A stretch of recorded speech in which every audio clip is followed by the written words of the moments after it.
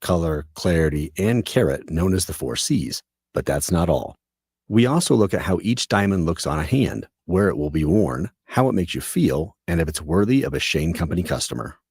That type of expertise only comes from working for a company that's been a family business since 1929.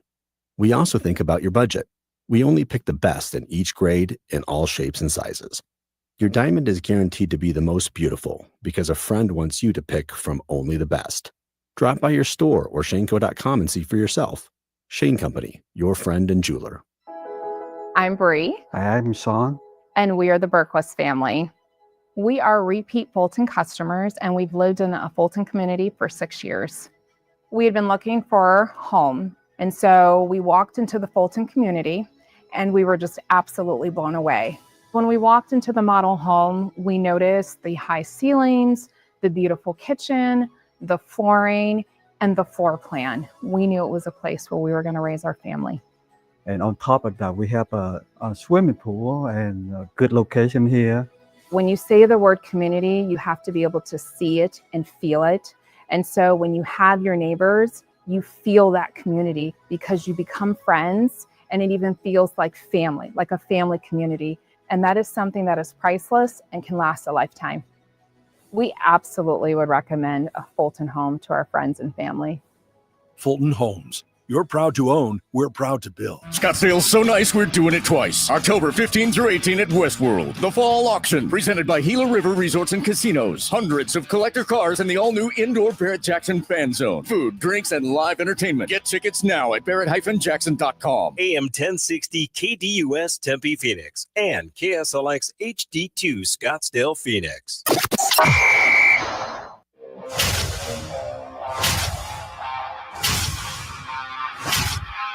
It's the lunch break. The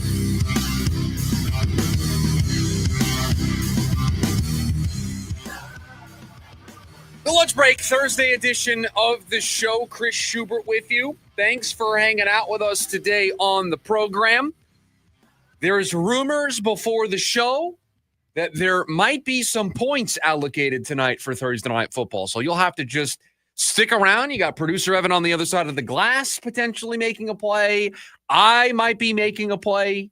We got 2 hours to make that determination. You'll have to just stay with us here on the program to see if that is the case. A lot of football for you. The Schubert scale coming up in hour number 2 of the program. Going to talk Devin Booker this hour as well. So thanks for hanging out with us today on the show. Let's dive right into the top story for us here on the program, our daily special. Time for our top story of the day. It's the Daily Special. Pressure. Pressure is on one member of the Arizona Cardinals organization right now. And his name is Monti Ossenfort, the general manager. That is the person under the most pressure in the Cardinals organization. Not head coach Jonathan Gannon, not offensive coordinator Drew Petzing, not quarterback Kyler Murray. The general manager of this team is the person right now that is under the most pressure. Injuries and underperformances are piling up for this offense. An offense that remained unchanged from a year ago. Nothing is different about the 2025 offense than the way it ended at the tail end of last season. Nothing is different between last year's offense and this year's offense. Same coordinator, same quarterback, same offensive line, same skill position group. And now injuries and underperformances from those groups have this offense in the same spot it was a year ago. And right now, so far, this front office, this general manager, sitting idly by. Not doing anything. And maybe they're working the phones behind closed doors, but right now, no meaningful addition to this group. And so Monti and company run a serious risk of letting this season slip away. And you could make the case that they arguably let last season slip away from inactivity, from not doing enough at last year's trade deadline. not making enough additions to the pass rush group, not getting help for a defense that desperately needed help, running out of gas. They didn't do anything outside of adding Baron Browning, and that addition didn't make a material impact on this defense, and that was not the reinforcements that they needed. So you run the serious risk of repeating yourself. You run a serious risk of doing the same thing you did last year and looking up at the end of the season and wondering, man, why did we miss the playoffs? How did we get here? What happened? I'll tell you what happened. You didn't add. You didn't look at a wide receiver room that is just desperate for help. A running back room that's more desperate for help. And if you let another season go by without adding somebody, the fans, you, the listener of this show, if you haven't already, are going to lose faith in Monti as a general manager. Maybe I'm wrong on this, but to me, it feels like Monti going into the season was the person on the most solid footing in this organization. Certainly the offensive coordinator was not on solid footing. I think the coach with another bad year would have found himself on some shaky ground. We know, trust me, I don't need to open the phone lines on this. I know the quarterback is on shaky ground. The GM felt like he had some solid footing underneath him. Felt like he had built a young roster, plenty of young draft picks all over this team, right? Paris Johnson Jr., Marvin Harrison Jr., the selection of Trey Benson, this young corner group, Darius Robinson, Walter Nolan, the free agent addition of Josh Sweat. Lots that you can point to Monti and say, he's doing a great job as a GM. It feels like that solid foundation, that solid footing crumbles if another year goes by and a critical turning point in the season comes up and there isn't action. There isn't an addition to this team. Because if you sit idly by again, if you're the Arizona Cardinals and you don't make a meaningful addition to your running back room, you don't have James Conner for the remainder of the season. At least the next 4 weeks without James Conner, could be a little bit longer. 4 to 6 weeks is the injury time on the knee surgery that he had yesterday. Are you really going to allow a month of the season go by without your RB1 or your RB1A? Are you really going to allow that much time to pass with a compromised group for an offense that with those guys wasn't setting the world on fire?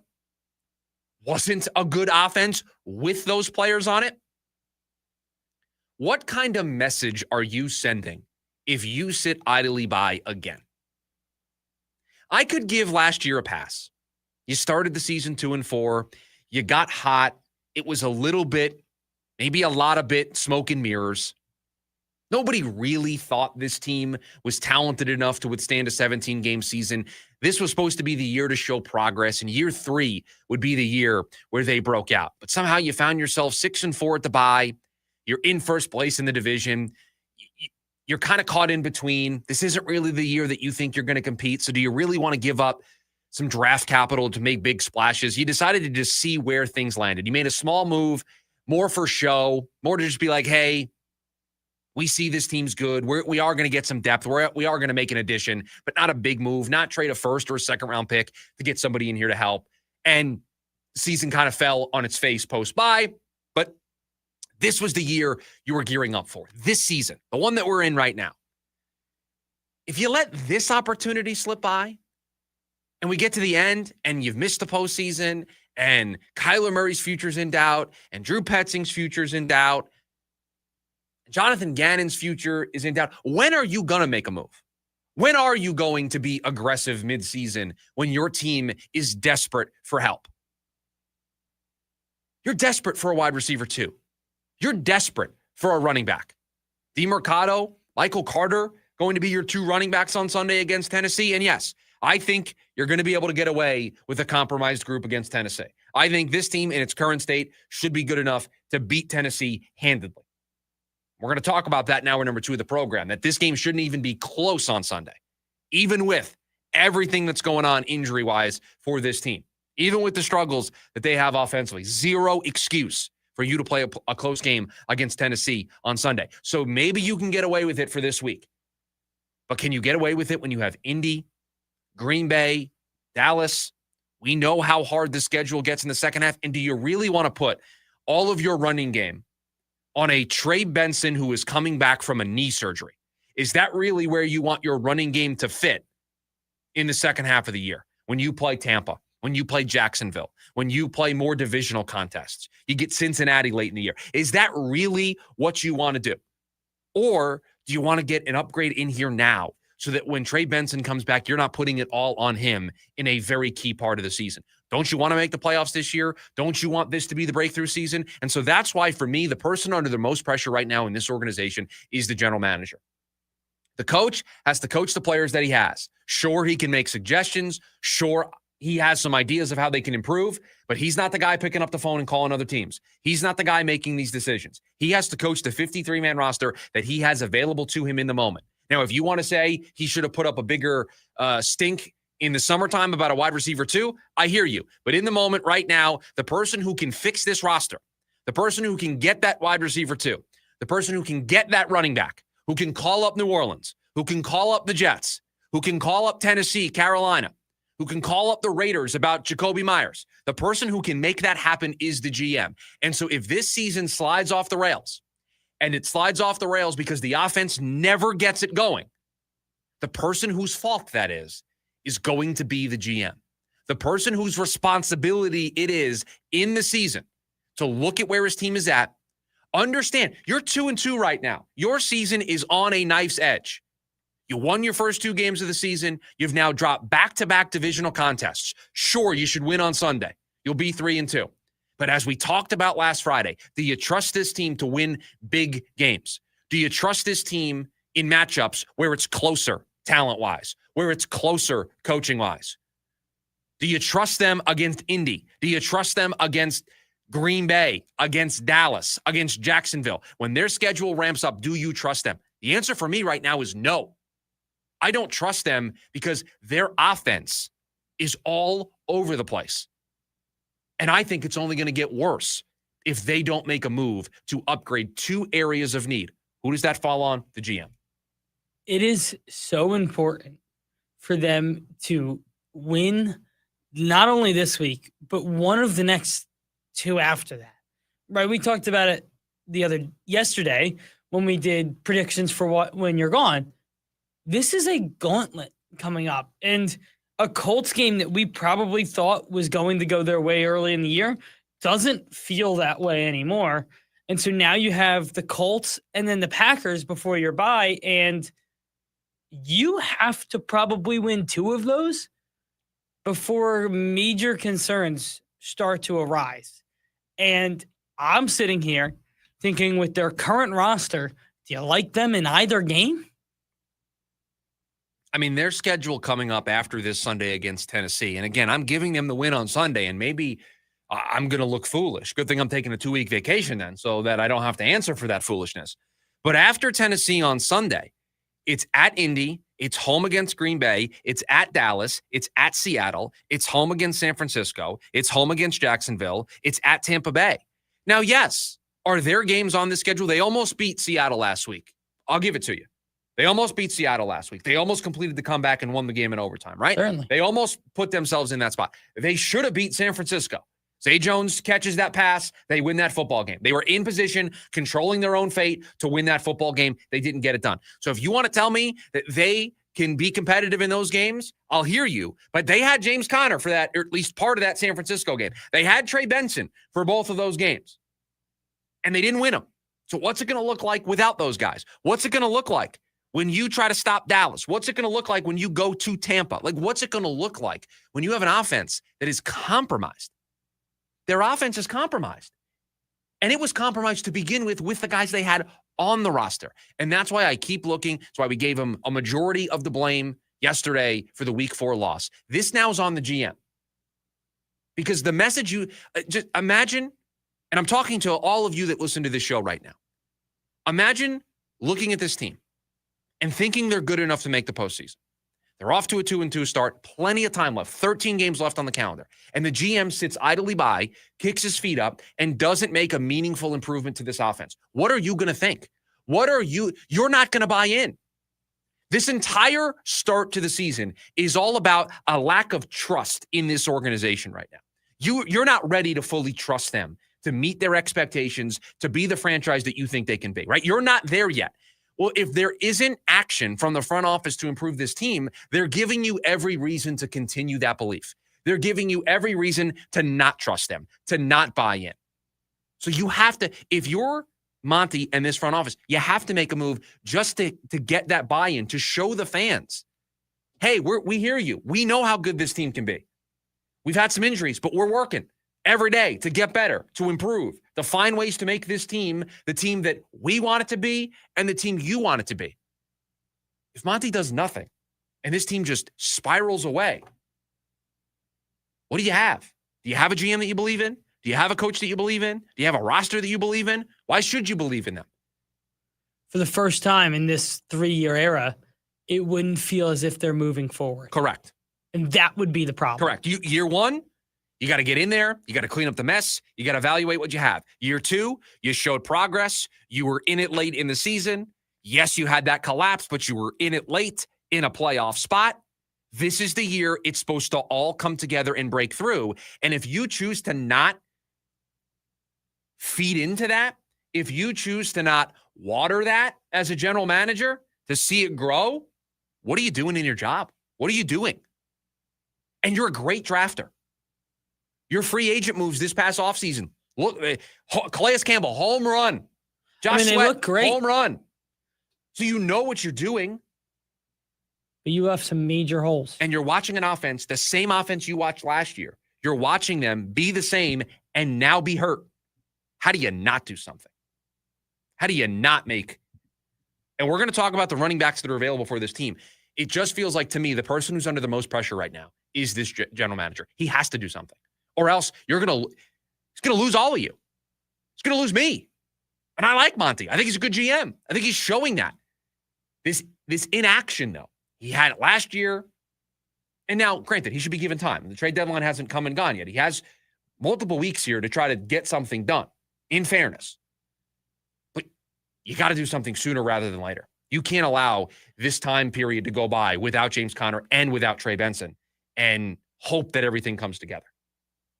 480-864-1060, the phone number for you to join us here today on the program. You can also hang out with us over on the KDUS AM 1060 YouTube live stream as well. When we come back, how important of a season is this for Devin Booker? That's next. The lunch break, KDUS AM 1060. KDUS AM 1060 is your home for the Jim Rome Show. Even if Troy Aikman pretty much said the NFL product sucked last night, he's not wrong. I thought this was supposed to be a brand new Jets. They're more dysfunctional and more undisciplined than ever. You know what would actually be brand new for the Jets? A new head coach starting 0-5. That has never happened, but it looks like there's a very good chance it's about to happen. The Jim Rome Show, 1 to 4 p.m. Monday through Friday here on KDUS AM 1060 and on the KDUS 1060 app. Nitro Circus is back with the all-new Off the Rails Tour. World-class daredevils and FMX, BMX, skate, scooter, and more. Jaw-dropping stunts, high-flying tricks, and never-been-done showdowns. Friday, December 5th, Desert Diamond Arena. Visit Ticketmaster.com. Raise a beer to the best event of the year. Four Peaks Brewing Oktoberfest is back at Tempe Town Lake from Friday, October 10th through Sunday, October 12th. Named one of the best Oktoberfests in the country. Enjoy local and German beers, authentic food, live music, contests, carnival rides, and more. All ages welcome. Get your tickets today before it's too late. Visit fourpeaksoktoberfest.com. Don't miss Four Peaks Brewing Oktoberfest at Tempe Town Lake, produced by Tempe Sister Cities. Meet Barkley. When Barkley smells gas, he leaves fast. When Barkley hears hissing coming from a gas appliance, he leaves fast. When Barkley sees dirt or water shooting from the ground, he leaves fast. Barkley then calls 911 and Southwest Gas from a safe location. Did that dog just grab a phone and dial 911? Gas lines can be buried anywhere, so remember to call 911 and Southwest Gas. Global Credit Union, how can I help you? It's one of those voice prompts. Representative! Good morning. How can I help? Wait, is this a real person? It's 2 a.m. We're here to help members 24 hours a day, 7 days a week, 365 days a year. Impossible. At Global, possible. Learn more at globalcu.org. Global Credit Union, your world of financial possibilities. At Winco, we're working to save you money. Every aisle, every department, every day. 9 stores in the Phoenix area, including the new Santan Valley location. Jim Rome here with your Rome Report. It was obviously not a question of if, but a matter of when. And the Cleveland Browns have finally benched Joe Flacco in favor of Dylan Gabriel, and it is the right call. Just as it's the right call not to start Shedeur Sanders, even if he thinks he's better than a number of guys playing around the league right now. Debatable, my dude. And I'll tell you who you're not better than. The guy you're sitting next to in the quarterback room, Dylan Gabriel. That's why the Browns selected him before they took you. That's why you haven't jumped over him on the depth chart. In fact, reports are they're not jumping you over Flacco either, who drops to number 2. Don't get me wrong. I'm sure you'll play at some point this year, just not yet. They already know what they have in Flacco, a washed vet and a statue who can no longer move around or take care of the ball. Now they need to see what they have in Gabriel. Throwing him in against a Brian Flores defense in London is a huge ask, but it's obviously the right call. I'm Jim Rome. And remember, you can follow me on Instagram at Jim Rome. You need parts? O'Reilly has parts. Get 1 free set of brake pads when you buy 2 brake rotors. Upgrade to Brake Best Select pads for just $10. Or upgrade to Brake Best Select Pro or Import Direct pads for just $20. Product availability. Just one part that makes O'Reilly stand apart. Restrictions apply. See store for details.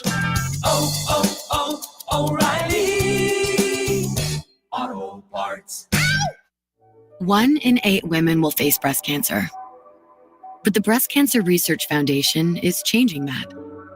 With breakthroughs in prevention and treatment, we're not just saving lives, we're rewriting the future, giving those diagnosed more time to not just survive, but thrive. This is the moment. This is the mission.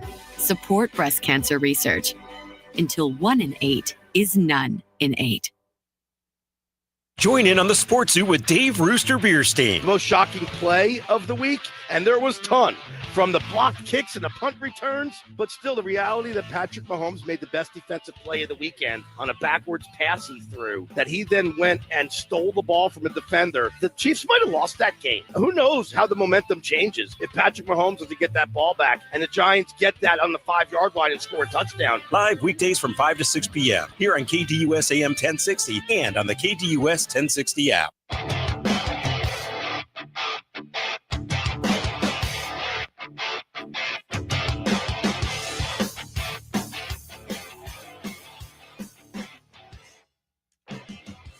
Less than a month away, less than a couple weeks away from the start of the NBA season. The Phoenix Suns get started Wednesday, October 22nd, so less than 3 weeks from today. They get their 2025-2026 season underway, and this feels like a very important year for Devin Booker. This feels like Act 4 of Devin Booker's career. Act 1, when he first got here, the rising young star that takes charge of a flailing franchise. Act 2, call those the championship years, with CP3 and DeAndre Ayton being relevant in the Western Conference, getting to the NBA Finals, having a 2-0 lead in the NBA Finals. That was Act 2. Act 3, we just lived through it. The Big Three era, Kevin Durant, Bradley Beal, Devin Booker taking a bit of a back seat to the superstardom that is Kevin Durant. This is Act 4. And Act 4 is a little bit of a rerun because Act 4 is a return to Act 1, just with a more experienced, more mature, veteran Devin Booker. Because it is now his turn to be back in charge. This is back to being the Devin Booker show. And it also feels like this act is very important for Devin Booker's overall basketball legacy. It feels like how Act 4 goes will write a major part of Devin Booker's basketball story. And so this season, more so than the number of wins that they get, although the board isn't up behind me, I see it on the floor here. We have the Suns win total over on our board, our book it board. More so than the wins that they get this year, this is a season where Devin Booker retakes his place as the leader of this team and the leader and face of this franchise. You have a brand new GM who's not the face. This isn't Magic Johnson running the team. You have a head coach who's a first-year head coach. You don't have somebody like a J.J. Redick, ex-player, brings a lot of pomp and circumstance. Mike Budenholzer, big-name coach. Doc Rivers, huge personality. Devin Booker is back to being the face and the leader of this organization. And that is what this season is about. It is about relaying the foundation that he laid in Act 1. And I know that many of you don't think he can be that guy. Many of you out there think Devin Booker is really just a number 2. Can't be the number 1. Can't be the guy. Can't be the face of the franchise. Act 3 tells me that as a number 2, it doesn't work. And this year, with all these new pieces, with a new coach, with a new GM, not about wins, although I think they can surprise some people in that regard, is about getting Devin Booker back as the face of this team. This franchise, this team, back to being Devin Booker's team. And so you're looking throughout the year for those moments where Devin Booker reminds us all, this is his team. This is his franchise. Them getting back to being relevant, to being a playoff team, to someday down the road being in the championship conversation. We are a ways away from that. That doesn't happen this year. It doesn't happen next year. That may be 3, 4, 5 years down the road. But right now, the focus for this team, the focus for this season is Devin Booker getting back to being the leader. And so that's why this season is very important for Booker. He has to remind us all why he was taken in the first round, why he was handed the keys to the franchise in the first place. There are no excuses. There is no Kevin Durant to defer to. There is no Bradley Beal to defer to. This is your show. Take it over, remind us of what you're capable of, and be the number 1. Be the superstar that I think you are. I don't know if many of you think that. There are probably some of you. I think Devin Booker is a superstar. This season is about getting back to that echelon, back to that tier, back to that status. And he's got nobody in the way. He's got an owner and a general manager that want him in that role. He has a coach that is going to put him in that role. And he has a team that is put together around him to support that role. There's nothing in his way. There is not the persona of Kevin Durant. There's not the idea of needing to get KD and Bradley Beal the basketball and him taking a back seat. This is his show. So he needs to this year remind us of that. If he still has this laissez-faire, backseat attitude, we'll just let Jalen Green handle it. We'll let Dylan Brooks handle it. And he's passive instead of being aggressive. Instead of, you know what, being overly aggressive. I want the ball in his hand late in games almost always. Win or lose, I want Devin Booker taking the final shot. I don't want him to defer. I don't want him to be passive. That's what this year needs to be a reminder of. Act 4 of Devin Booker's career. The first 3 acts had some good, had some bad. Act 4, a return to Act 1, but with a more mature, a veteran Devin Booker has seen it all in his career. Now, he can take what he's learned, both good and bad, from being the leader early on in his career, from falling short in that championship run, from being the number 2, the back seat when Kevin Durant was here. What did he learn? Good and bad from those 3 chapters of his NBA career. Take it all and apply it now here in Act 4. Because without it, without Devin Booker going back to being that guy, I'm not sure this team stands a chance. I'm not sure they're going to be able to turn this around as quickly as they think. All depends on how Act 4 goes for Devin Booker. 480-864-1060, the phone number for you to weigh in here today on the program. You can also hang out with us over on the KDUS AM 1060 YouTube live stream as well. When we come back, we know it is going to be a major priority. Should the Diamondbacks bring back Zac Gallen? That's next. The lunch break, KDUS AM 1060. Ready to tackle each morning with the best sports information coming at you? I'm going to take a logical approach. Get that weekday mornings on KDUS AM 1060 from 6 to 9 a.m. with the Dan Patrick Show. Dan Patrick, the Danettes, sports icons, sports legends, celebrities, poll questions. The Dan Patrick Show has it all. It's a crapshoot. Be sure to lock your dials to AM 1060 or 100.7 HD2 from 6 to 9 a.m. Mornings just got better. This story is about us. Judas Priest and Alice Cooper. The metal gods, Judas Priest. The godfather of shock rock, Alice Cooper. October 22nd, Talking Stick Resort Amphitheater with special guest, Corrosion of Conformity. Get tickets now at livenation.com. Presented by 100.7 KSLX, part of the America First Credit Union Concert Series.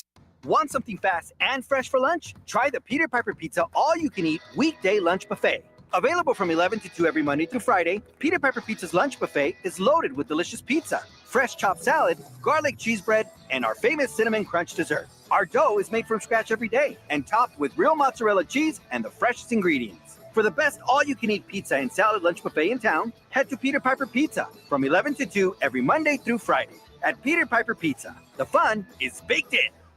You got the paint job, but now you need the materials fast. Get free same-day or next-day delivery on select PPG paints from the Home Depot. Now that's a pro move. Save time on store runs and get free delivery on small or large orders of select items. Save energy shopping around with PPG's wide assortment of colors and finishes all in one place. And save money with Pro Extra, where you can get up to 20% off paints, primers, and stains through Paint Rewards. The Home Depot, how pros get more done. At Winco, we're working to save you money. Big savings on top quality meat, produce, seafood, and deli. Bakery fresh breads, cakes, and cookies made daily in store. Low prices on top quality national brands and thousands of our own private label. In every aisle, every department, every day. 9 stores in the Phoenix area, including the new Santan Valley location. Hi, I'm Dustin, your friend and jeweler at Shane Company. As director of diamond sourcing, it's my job to make sure every single diamond is worthy of a Shane Company engagement ring. Our team travels the world to see diamonds in person and handpick each one. That type of dedication only comes from working for a company that's been a family business since 1929. No matter your budget, your diamond is guaranteed to be the most beautiful because a friend wants you to pick from only the best. Drop by your store or shaneco.com and see for yourself. Shane Company, your friend and jeweler. When is Kate getting here? Should be any minute. She was on one of her Goodwill treasure hunts. Treasure hunt? Oh, here she comes. And in an amazing new jacket. Ready to rock, guys? You definitely are. Where'd you get that? Don't you love it? I got it at Goodwill. Kate got it at Goodwill. With hundreds of thousands of unique items arriving in-store daily, you can get it at Goodwill too. Find your convenient neighborhood location at goodwillaz.org. Nonprofit for good. James out west. Mike Trout became the 59th player to hit his 400th home run. The home run record holder for the Angels. I was going to quiz you. Who do you think the number 2 is on the list for all-time home runs for the Anaheim Angels? I would assume it's Shohei Ohtani. Nope, Tim Salmon. Really? Yeah, Wow. 299 for Tim Salmon. Mike Trout got 101 more than the Talk next about guy. naming a random MLB player that had a Yeah. really good career. Yeah, That's dude, I loved watching Tim Salmon, bro. I'm about to 299 home runs. cut together some Tim Salmon highlights. Every other Monday night from 6 to 7 p.m. here on KDUS AM 1060.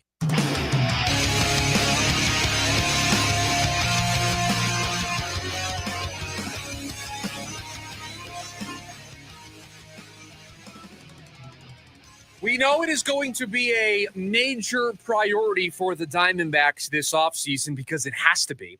They have 2 openings in their starting rotation that need to get filled.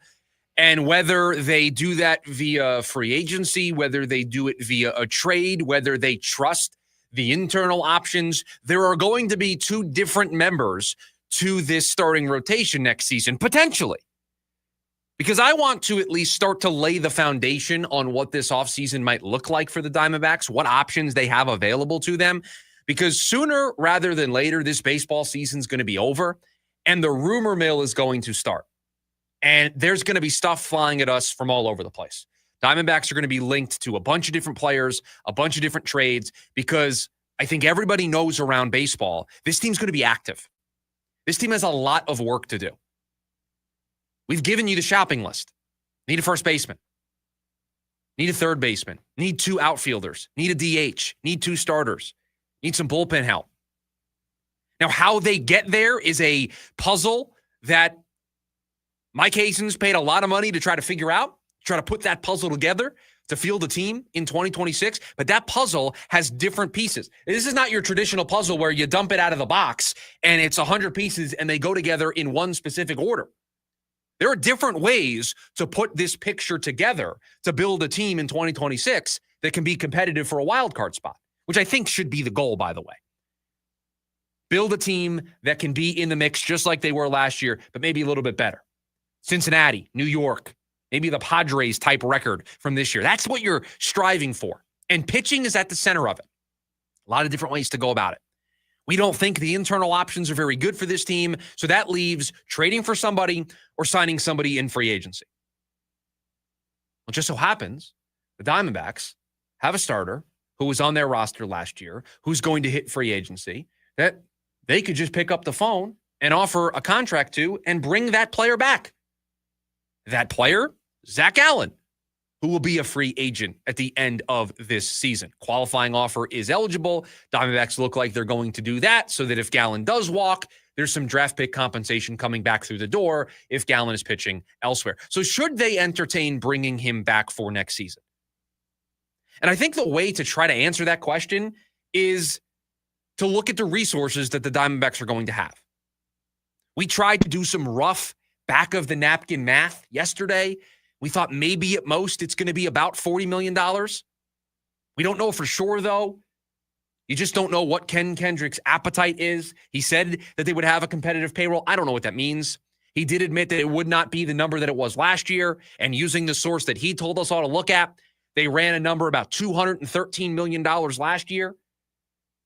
They have 143, close to 144 million allocated for next year. I guessed around 170, 180 is where he would want to live. Maybe that's too high. Maybe it's too pessimistic. Felt like a fair middle ground, gives you about $40 million best case scenario to spend. And that doesn't include guys that are going to get raises via arbitration. That money gets eaten up very quickly. So would spending a majority, if not close to all of your available free agent dollars on a Zac Gallen reunion be the best use of those resources? Or are you better off exploring the trade market for a starter? You know what Zac Gallen is. We also know what Zac Gallen isn't. You know how he fits this franchise, this team, this market, this fan base. You know how Zac Gallen fits. You don't know how somebody else fits. I read a story this morning, and this is my favorite time of year. Everybody's got suggestions. Everybody likes to throw out a nice trade idea when their teams are out of it.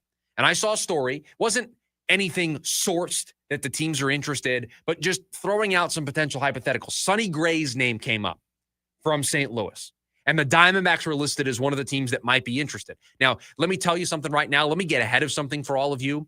This will help you go through the offseason. Anytime a starter's name is thrown out there on the trade market, just know that the Diamondbacks are going to be listed as a suitor very quickly thereafter. Like, the Diamondbacks are going to be linked to every single starter, every single trade possibility this offseason. Everybody's going to do it. Doesn't mean that they're actually having conversations. Doesn't mean that they're actually interested in the player. It's just what everybody's going to do because the need for the Diamondbacks is so obvious. So let's talk about Sonny Gray for a second. Has a bunch of money still out on his contract. So would you rather trade for Sonny Gray's money, or would you rather give money to Zac Gallen? You have to give up prospects, potentially. Maybe not high-end prospects because you're taking on Sonny Gray's contract, but you got to trade and take on that money. So what's a better use of your capital? Is it giving it to Zac Gallen, somebody that you know? Or is it trading for Sonny Gray? And while these two markets aren't the same, Sonny Gray went to New York and struggled. So he has shown that in certain markets, it doesn't work. Now, the reasons why you would think New York doesn't work, they don't really apply here to Arizona, but you have to be worried about those things. You don't worry about those things with Zac Gallen. You have to decide up front, if you're the Diamondbacks, where you're spending your money, how you want to spend that money. To me, the best use of that money, we started to kind of outline this yesterday. That's what's kind of got the train rolling here on talking about the Diamondbacks offseason. To me, the best use of their very limited dollars is going to be on offense and the bullpen. That feels like the best use of these limited resources because the starters that they're going to actually want, I think, are going to be priced too high, where there are some bargains out there on the offensive side and on the bullpen side. We gave you some of those names yesterday. The starting pitching market, to me, for the Diamondbacks, is better suited by trading. They have a better opportunity to improve the floor of their rotation with the limited resources they have by trading for somebody. Now, maybe it's not Sonny Gray. Maybe it's somebody who is a younger starter, is under team control, isn't making a ton of money. Those are the types of moves that I think Mike Hazen is going to be looking at this offseason to improve this rotation. Because to me, it almost has to be priority 1, 2, and 3. Now, yeah, you can walk and chew gum at the same time. While you're evaluating the starting pitching market, you can be out there talking to some players in free agency that improve your offense at first base. We mentioned Ryan O'Hearn as a name yesterday. Improve your bullpen. You can do both. But you got to know what you're giving up for these starters. That's why I think there's going to be a very aggressive pursuit early. Because the other place you don't want to be if you're the Diamondbacks is a starter gets moved, you're not involved in that trade, and now the price goes up for other starters that you're interested in. So you kind of want to set the market. You kind of want to beat everybody to the punch here. And so that's why I think this is priority 1, 2, 3, and 4. Getting these starters in-house needs to be the top objectives for Mike Hazen and this team. Because if you don't do that and you're caught on the back foot as the offseason progresses, I don't know if you're going to like the options that are out there. I don't think you're going to enjoy what's left in free agency, what's left on the trade market. You're going to be able to find bullpen guys all winter long. You're going to be able to address your offense all winter long. Starting pitching, it's a very finite resource. Everybody's looking for it. Everybody wants to get their hands on young, cost-controlled starters. That's where I think the Diamondbacks are going to shop. So Zac Gallen coming back, I hear you. It's a great case to be made that you know what Zac Gallen is, so bringing him back, you know what you're dealing with, you know what type of pitcher he is. Giving him a contract, 3-4 year deal makes sense. I just have some reservations about that being where I spend all of my money. Yesterday, we laid out a plan, right, that would add 3 to 4 players to fill multiple holes that this team has. Starting pitching is a massive hole that this team is going to have in 2026. I don't know if Zac Gallen's the guy I'm willing to give that much money to and give up on filling 3 to 4 holes because I want to bring Zac Gallen back. And you said it. We know who he is. We know who he isn't. I don't need him to be the ace once Corbin Burns gets back. But for the first part of the season, I would need him to be the ace. And do I have that level of trust? And do I have that feel of consistency every time he touches the mound? No, not at all. Yeah, I just think for me, it's do I want to give up that much of my limited budget on one player? And it's not so much about Zac Gallen. Do I want to give up that much money for one player, right? These are some of the other starters, and I have them sorted by the Spotrac market value. Framber Valdez, $33 million. That's not happening. Freddie Peralta is a club option. They're probably going to pick that up. Ranger Suarez, 26.9. That's not happening. Dylan Cease, 26.4. Like the Diamondbacks aren't going to want to use almost all, if not all of their resources on one player, no matter who that player is. They have way too many other needs that they need to fill. So I don't want to spend, and they have the market value for Zac Gallen at about 18.7. Let's just round and call it 20. We think at most they're going to have 40. So you're going to use half your money? Best case scenario, you're using half of your money. If it's really 30 or 35, it's more than 50% of your free agent dollars. You still need a first baseman. You still need another starter. You still need bullpen arms. You still need a third baseman. You still need 2 outfielders. Now, yes, if you do that, that puzzle probably looks like Jordan Lawler's playing third. That puzzle probably looks like Blaze Alexander is my starting center fielder. And I think those 2 players are in those spots anyway, but you lock yourself in there. You don't have the flexibility with the puzzle if you use so much of your money on one guy. And that's why I don't think they're going to do it. For all the reasons it makes sense, the one big reason why it doesn't is kind of the key to the entire offseason for the Diamondbacks. They have limited resources.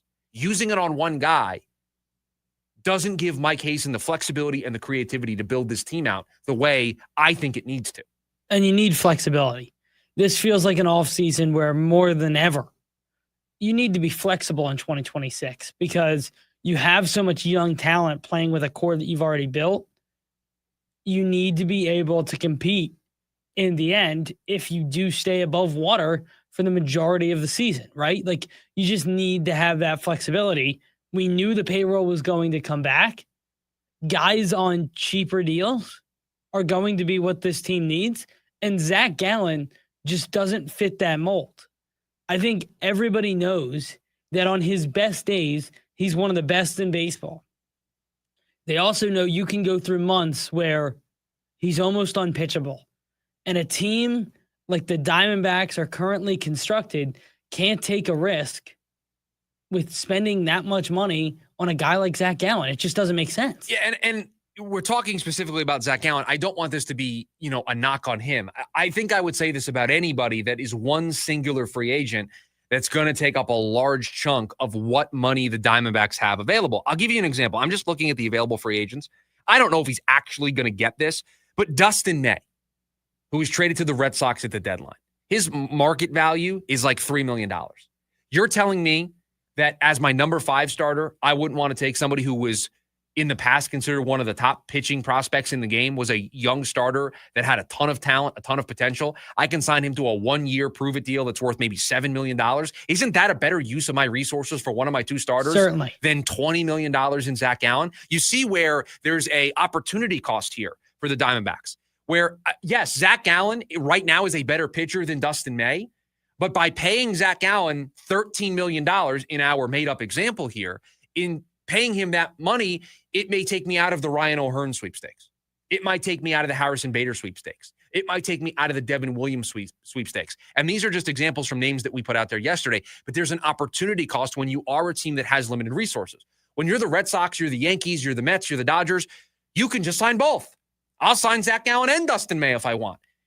The Diamondbacks, we know the budget's coming down, so every decision, every penny matters. So they have to do this value proposition, this opportunity cost, and try to decide where their dollars are best utilized. And that might mean we get a player of a lesser caliber than Zac Gallen, but it frees us up to get a different player at a different position of need. Yeah, and you're not filling one hole. That's the most important thing to remember if you're the Diamondbacks if you're the Diamondbacks front office looking at free agents.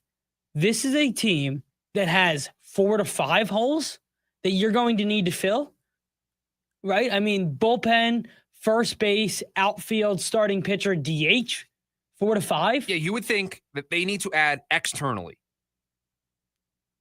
2 starters, and that externally includes bringing Zac Gallen back because he's not on the roster when we get to the winter. 2 starters, I think at least 1 veteran bullpen arm, a first baseman, and 1 outfielder. Yeah. Because I think then you can put Blaze in the other outfield spot. You can put Jordan Lawler at third base. You can do a platoon at DH with guys that you have on the team. So you're talking about $40 million that you need to stretch. $40 million being generous. Plus trades. That you need to stretch over $5 million for 5 players. Yeah, that's the rub, right? That's the value proposition that this front office has to decide on. And that's why I think just these big ticket free agents, $17+ million, I just don't think that's the area of the store that the Diamondbacks are going to be shopping at. I get why you would bring Gallen back. I just don't know if they'll do it. 480-864-1060, the phone number for you to join us here today on the program. When we come back, wrapping up hour number 1 here of the show, buy or sell. Producer Evan provides me some takes. I either am buying or selling those takes next. It's the lunch break, KDUS, AM 1060. On your ride home from work, join in on the Sports Zoo with Dave Rooster Beerstein. If we owned our own football team called the Angry Roosters and we kept signing people to contracts and they weren't honoring their contracts and kept demanding raises, at what point do we throw our hands up and just say no to everybody? We signed you to a contract. Play out your contract, and that's it. You earn a better contract on your next one, we'll pay you for that. Live weekdays from 5 to 6 p.m. here on KDUS AM 1060 and on the KDUS 1060 app. I got my first real six-string. Brian Adams, Roll with the Punches Tour 2025. A night full of hits, live at PHX Arena, Saturday, November 15th. With special guest Pat Benatar and Neil Giraldo. Get tickets now at livenation.com.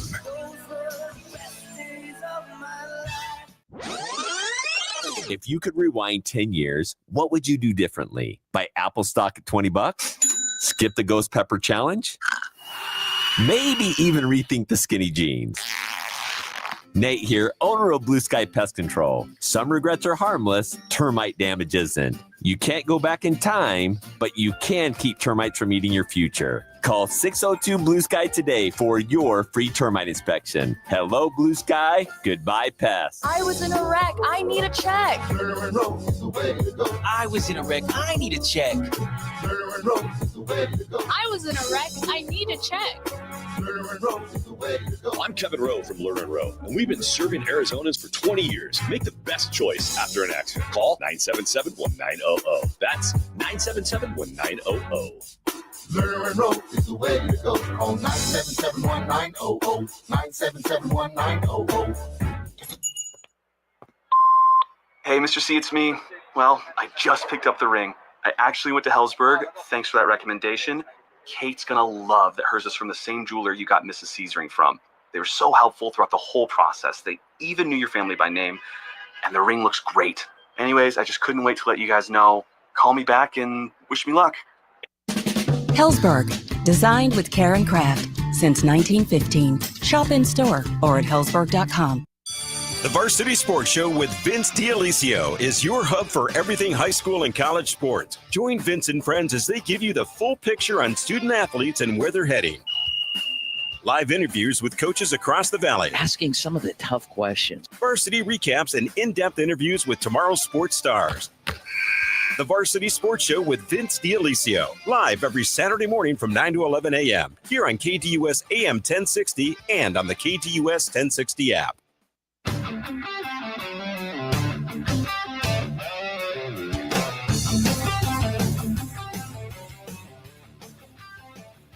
The hottest takes in Sports Talk Radio. Producer Evan has them for me. I'm either buying or selling these takes. I have no idea what is on the docket today. Couldn't even guess. We hit every sport in the first hour of the show. We did. So I don't know if there's going to be. Can I tell you something? We're going to hit every sport here. Wow. Love that. Are you ready? Of course. Michael Carter will get more touches than Amari DiMercato this week. So Michael Carter made a comment about starting, and it was kind of news to everybody. I have a bet with a friend for $1. We have a $1 bet. I love that. On who gets more touches That's on more Sunday. about bragging rights. Right. Because I think it's DiMercato. He thinks it's Michael Carter. I'm starting to think it's Michael Carter. I feel like I'm going to owe the $1, and I'm going to see this person at my wedding. So I'm going to have to give them $1 next week. This is going to happen on Sunday. I'm going to see that person on Monday. Yep. He's going to be there to collect. I mean, DiMercato's the pass catching back. Michael Carter, I think, provides a little bit more. He's a smaller back, though. So you worry about the wear and tear of being an every down guy. I think this is going to end up being more 50-50 than people think. The guys have different skill sets. They provide different. They're so different. Yeah. DiMercato, pass catching, can stay in there and block. Michael Carter, more of the elusive speed, change of pace back? If you had to just quickly define the two running backs? You're certainly going to see more of Amari DiMercato on third down. 1,000%, especially when it is an obvious passing down. Yeah. You saw it in the game on Thursday. Now, that also is because Trey Benson was banged up. But throwing back into the game is what Arizona needed to do. DiMercato's in there to not only be a release valve, but to be an extra blocker when you're in third and long, third and medium, and Seattle was sending the house. So I will – what was the take again? Michael Carter will get more touches than Amari DiMercato. I will buy this take because of the opponent on Sunday. It's a tentative buy. I'm going to lose the bet and owe my friend $1. Devin Booker will have one of his best statistical seasons this year. Plenty of reasons to buy this, right? Because he's going to be the focal point of the offense now.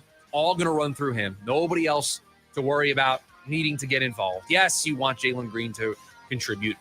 Yes, you want Dylan Brooks. Yes, you want Grayson Allen. Yes, you want all these guys to contribute to what you're doing. But this is Devin Booker's offense. This is Devin Booker's team. Add on top of it, he didn't have a great year last year.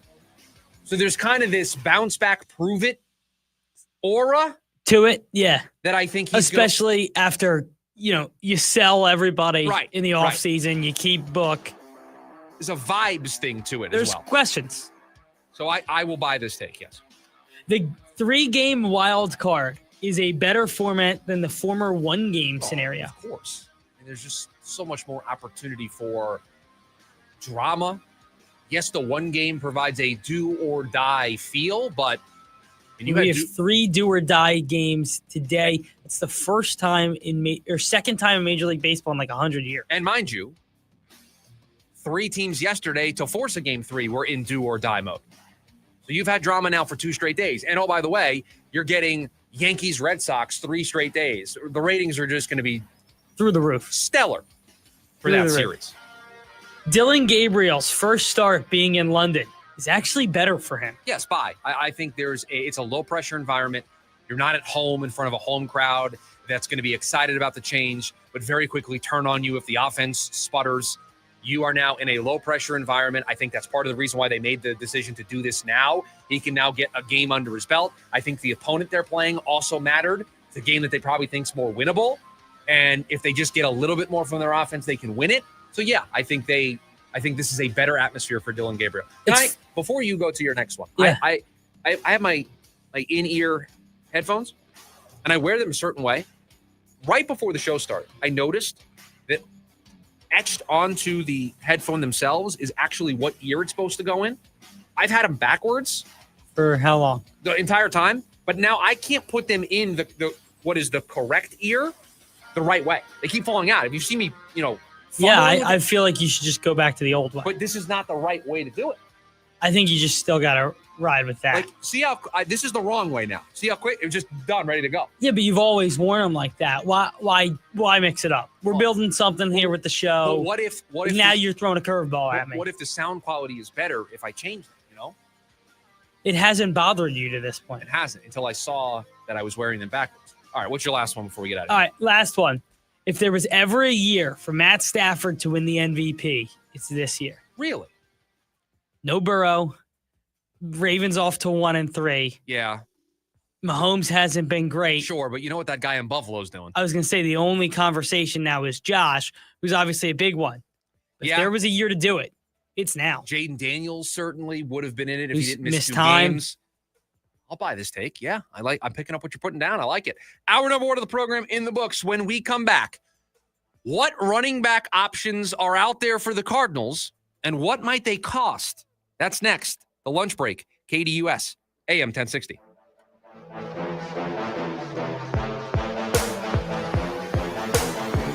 AM 1060 KDUS Tempe Phoenix and KSLX HD2 Scottsdale Phoenix. Febreze. It's a classic odor tale. You fried fish for dinner, cleaned up, but the smell is still in the house. And the neighbors are coming over for game night. They're on their way. And then You spray Febreze Air Mist. Febreze Air starts working instantly to fight even your toughest odors, so you go from fish to fresh like that. Now, all you have to worry about is Pam cheating at charades. Breathe happy, Febreze, la la la la la. Stevie Nicks.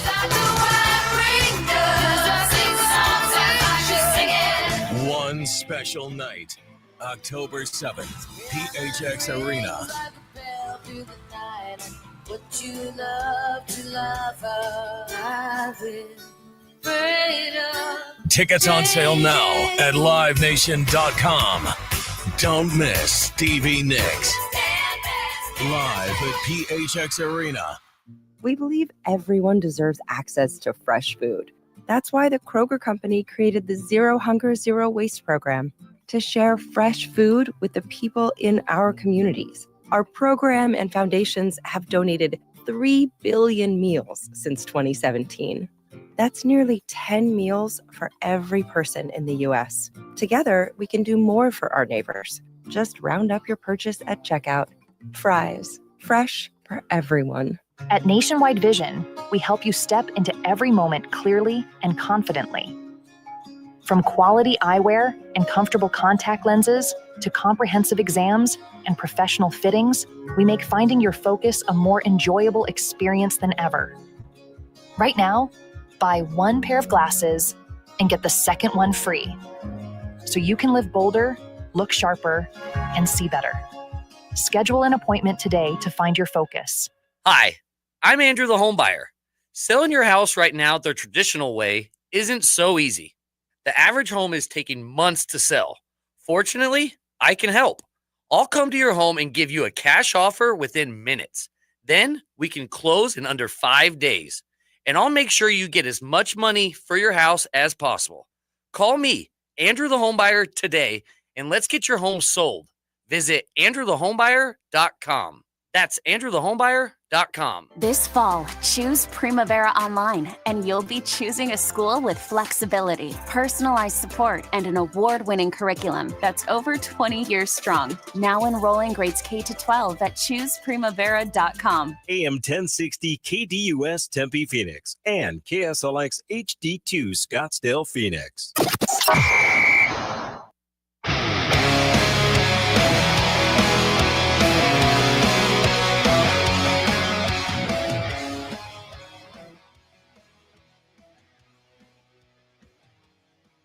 We opened hour number one of the show talking about how there is pressure, lots of it, on the general manager of the Arizona Cardinals, Monti Ossenfort, to make a move, to do something, a offense that is stuck right now, not finding the level of consistency that they need to be the team, expectation-wise, that they're supposed to be. And now they're down James Conner and they're down Trey Benson. And so what running back options are out there? Two of the names that we've talked about plenty here on the show, Breece Hall and Alvin Kamara, two teams that are 0-4, still searching for their first wins of the season. In New Orleans' case, you have an aging Alvin Kamara. Is he really a part of what Kellen Moore is trying to do? When the Saints get that thing right, is Alvin Kamara even going to be a decent enough running back to fit in to that championship window? Doesn't feel like it. Feels like it's a bad fit. So if you can get something for him, wouldn't you do that? The Jets, Breece Hall, 0-4. Different story, right? Younger player. Certainly has most of his career in front of him. But the Jets also in a state of transition. And do they really want to pay a running back when they don't have a franchise quarterback? It's year one of a new regime. They didn't draft that guy. Again, when they're ready to be competitive, where is Breece Hall at? They have to make that decision at the end of the year whether or not to pay him. So again, it's a timing issue for both of these teams. When they're going to be good, doesn't really match up with these two players. Breece more so than Alvin Kamara. Breece, if he's good for the next couple of years, the Jets, I think, are closer than the Saints are. And Breece is younger, but it does feel like there is an appetite there to at least listen. Rico Dowell in Carolina is another name that could be up there. They at least have a win this season. But again, team's not going anywhere quickly. Could be interested in making a trade there. So when it comes to Alvin Kamara and Rico Dowell, I saw a Bleacher Report story with the NFL trade big board top 10 names that could move here ahead of the deadline, and they had Kamara and Rico Dowell on those lists. And they threw out there what hypothetical compensation would be. Now, it's just somebody writing a story. This isn't like sourced with people in the league guessing at what their value might be. So take this with a grain of salt. But for Alvin Kamara, they said a conditional 2026 fourth round pick. For Rico Dowell, a conditional 2026 seventh round pick. So conditional picks, not day 2 picks. We're talking in one case, an early day 3 pick. In the other case, a late day 3 pick. For 2 running backs that are certainly upgrades from the group that you have right now. Rico Dowell in Carolina. So far this season's played in 4 games, 28 carries, 83 yards, 3 yards per attempt, has gotten in the end zone. Last year with Dallas, played in 16 games, started 15 of them, was a 1,000-yard rusher last year, got in the end zone twice, averaged 4.6 yards per carry. So he's down from where he was last year, but was a 1,000-yard rusher in Dallas last season. 7th-round pick, conditional 7th-round pick. So you're probably talking one of those pick swap kind of deals. Alvin Kamara this season, so far in 4 games, 256 yards on the ground, 3.9 yards per carry. Last year was nearly a 1,000-yard receiver, rushed for 950 yards in 14 games. Now, the knock with him is he's missed time recently. 14 games last year, 13 games the year before that, 15 games the year before that. Has not played a full season since his rookie campaign in 2017, where he played in 16 games, but only started 3 of them. Was the backup at that point of his career. So health has always been an issue. He's 30 years old. He's played in all 4 games that they've had this season. So you worry about that. But higher profile back, guy who's almost rushed for 1,000 yards a couple years in his career. And you also know that you're getting somebody who can catch the ball out of the backfield as well. Last year, 950 yards on the ground, also caught 500 yards out of the backfield. So a dual threat guy that's going to be a 1,200, 1,400-yard player for you out of the backfield. That's something this team doesn't have in any of the backs that they have on their roster. Even when Trey Benson comes back, they don't have that type of production. Breece Hall, we mentioned him. What he's done so far this season in New York, he's been pretty good. He's been pretty good throughout his career in New York. This year, 52 carries, 238 yards, an average of 4.6 yards per carry. Last year, 16 games, 876 yards on the ground. 2 years ago, played in 17 games, started 16 of them, nearly 1,000 yards on the ground, 994, 5 touchdowns. Caught 76 passes for 591 yards out of the backfield that season. Had 9 total TDs, had 8 total TDs last year. Again, another back out of the backfield. The last 2 years, at least 1,300 scrimmage yards. Cardinals don't have that on their roster right now, even with Trey Benson. So you can see how these backs are valuable. Now, maybe you don't want to give up draft capital. Maybe you don't want to give up a 2nd or a 3rd for Breece. Maybe you don't want to give up the conditional 4th for Alvin Kamara. Maybe you don't want to give up the late day 3 pick for Rico Dowell. Have you looked at the free agent market for running backs recently? Have you looked at the street free agents that are out there? I'm just going to read you the names off of the SPO track list. I honestly don't know if some of these players have officially retired. They're just listed as free agents. So I don't know. You want me to react to these? Sure. Zach Moss. Would do it. Jamal Williams. Would do it. Gus Edwards. Certainly. Amir Abdullah. Probably not. Old friend Chase Edmonds. Probably not. Travion Williams. Maybe. Joshua Kelly. Maybe. Deonta Foreman. Yes. John Kelly. Chris Evans. Owen Wright. Yeah, I mean, there's some good names. I'm just reading these names. I don't know their health status. I don't know. I think some of them, like Gus Edwards. Is Jamal Williams retired at 30 years old? I don't know. I'm just reading you the names that are in front of me on a free agent list of free agents. But I'll tell you what, I'd trade a conditional 4th round pick right now for Alvin Kamara. I would too. I wouldn't look back. I don't know if they would do it, but I would trade a 3rd round pick for Breece Hall. Not only as a runner, but the dynamic Alvin Kamara would add to this offense. And that's the word. What this offense is missing right now is dynamic. They don't have it anywhere. They don't have somebody who can be extremely creative. You thought that was going to be Marv, but it's not. Okay, maybe it will be Marv at some point, and that's fine. But I need somebody who's dynamic, who's creative, that can take a screenplay to the house, can take a short run and break it into a 20-yard gain and give me those explosives. Alvin Kamara can do that. Breece Hall can do that.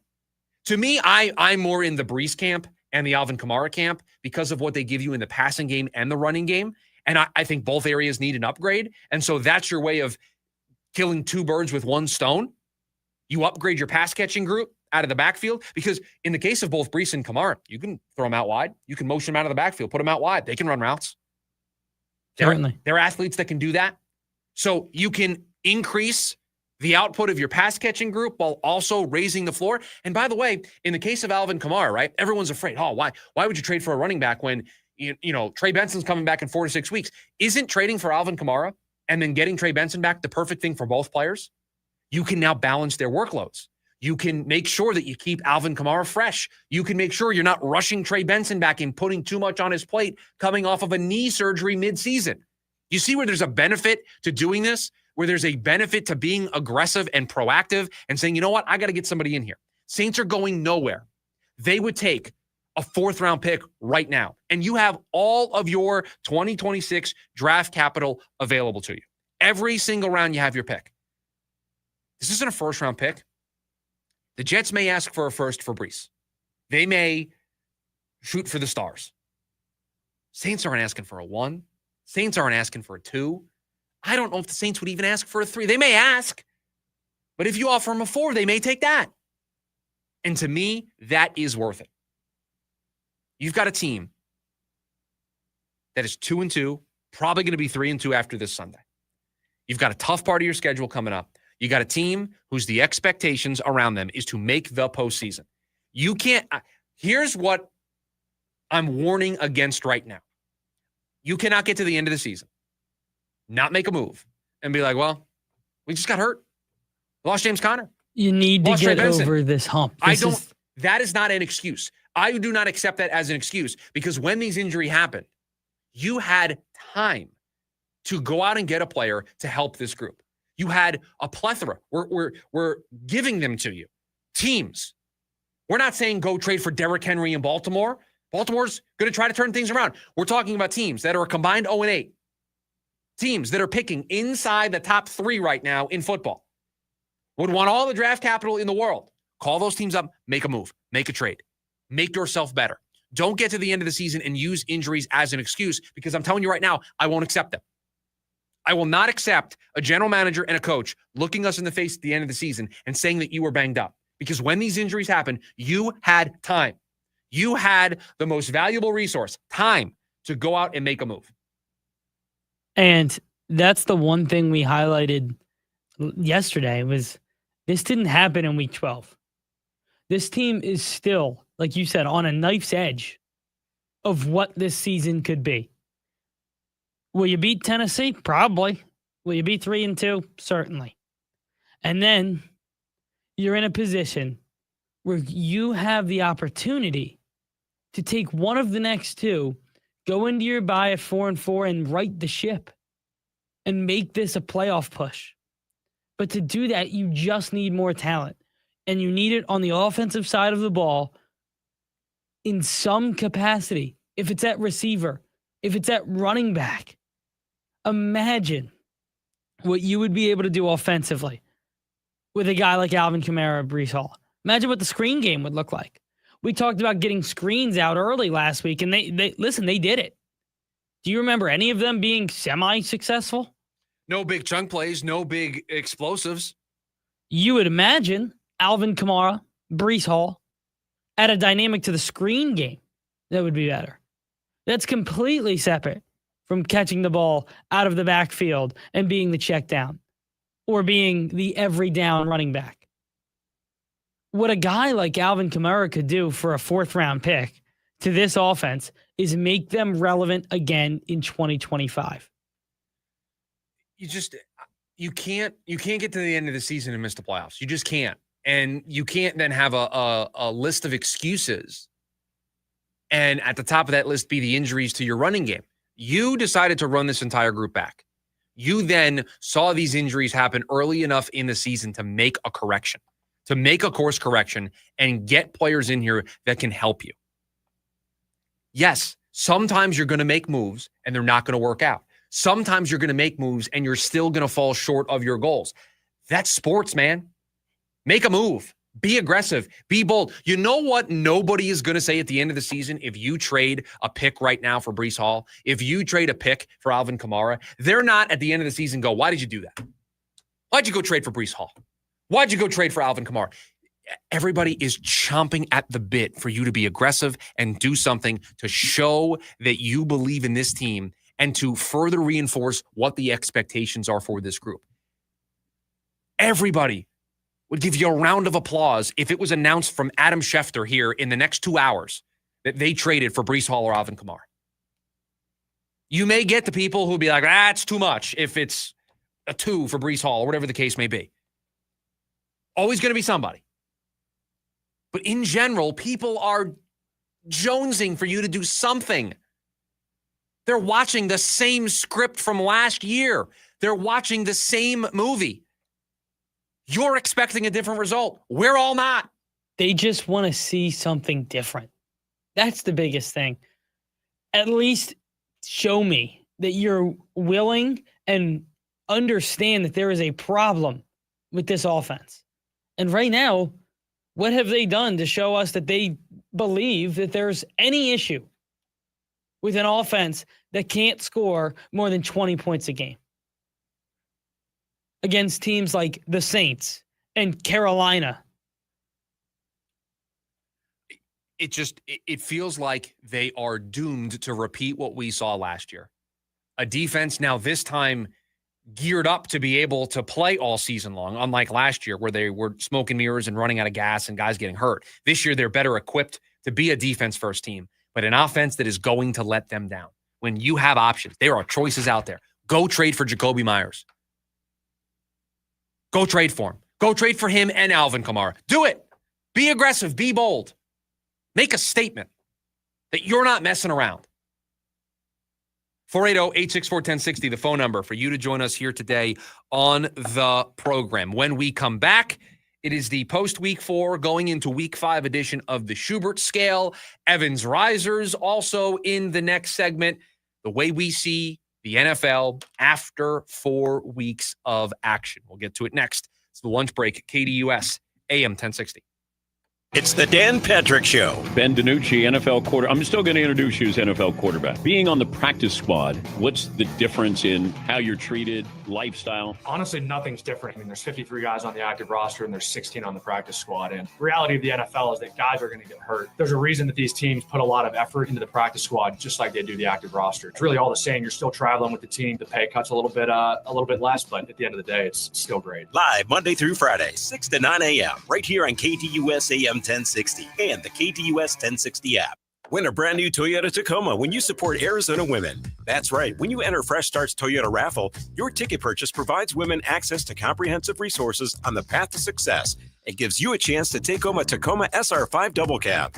Thanks to Valley Toyota dealers, all proceeds go directly to helping the women Fresh Start serves. Enter until November 21st. One ticket is $100, 3 for $250. Limited to 1,500 entries. Open to Arizona residents 21 and over. Visit freshstartwomen.org/Toyota raffle. Millions of fans agree. This Christmas tradition rocks. Trans-Siberian Orchestra, live in concert, presenting the Ghost of Christmas Eve, the best of TSO and more. November 30th, 2 shows, 3 and 7:30 p.m. PHX Arena. Tickets on sale now at livenation.com. Trans-Siberian Orchestra, presented by 100.7 KSLX. Twin Arrows, Navajo Casino. Make this Halloween electrifying by winning a brand new VW all-electric van. The place to come when you wanna have too much fun. Yes, we're giving away a VW electric van and a whole lot of cash Halloween. Only at Twin Arrows Navajo Casino Resort. Now that's too much fun. Twin Arrows. Make your first cool cruise to Twin Arrows for a spooktacular evening with psychic medium Matt Frazier. He'll calm your fears of the unknown. November 23rd. Book a room. We've got spooktacular $99 anytime rates that make it way too easy for you to stay and play. Place to come when you wanna have too much fun. Gambling problem? Call 1-800-NEXT-STEP. I'm Dan Patrick, and this is Above the Noise. Some days on the sports calendar just feel a little bigger than others. Thursday's shaping up to be one of those days. Baseball fans get a rare treat, 3 win-or-go-home games in the wild card round. Tigers-Guardians battle for Midwest bragging rights. Yankees-Red Sox will add another heated chapter to their great rivalry. And out west, Padres-Cubs clash in a showdown where every pitch matters. In October baseball, managers pull every lever. Starters on short rest, relievers in the third inning, pinch runners for top hitters. There's no tomorrow, and the tension is unmatched. And if that weren't enough, football adds its own marquee matchup. Thursday night delivers Rams-Niners, a divisional game dripping with playoff implications. LA's high-powered offense against that Niner defense has the makings of a primetime classic. 3 elimination games in baseball and a heavyweight fight in the NFL. Call it chaos, call it heaven, but either way, Thursday night, must-see TV. I'm Dan Patrick, and this is Above the Noise. You ever find yourself walking up to your car and thinking, I don't know, should I get that fixed? A dent from maybe backing out too quickly, scratch from the shopping cart at the grocery store, the bumper you swear wasn't hanging like that last month. You brush it off. You kind of look elsewhere when you're walking by your car. You tell yourself it's not a big deal. But over time, those little things start to stack up. They can turn into bigger problems. You don't need a new car. Your car just needs a fresh start. That's where Mako comes in. They make it really easy. Mako works with your budget, gets the job done fast, and backs it all up with a national warranty. They even give you a free estimate when you stop by your local Mako. Mako's been doing it for over 50 years. They've helped millions of drivers get back on the road with confidence, and they can do the same for you. Go in, get the free estimate, find out how long it'll take to get the job done, and it's all backed up with that national warranty. And just remember, better get Mako.